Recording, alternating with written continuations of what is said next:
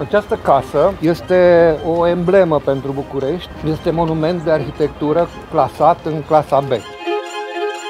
Investitorul One United a preluat această casă și așteptăm cu nerăbdare să devină o emblemă. Am înălțat cu încă un nivel, permis de autorizație, și am făcut o mansardă contemporană.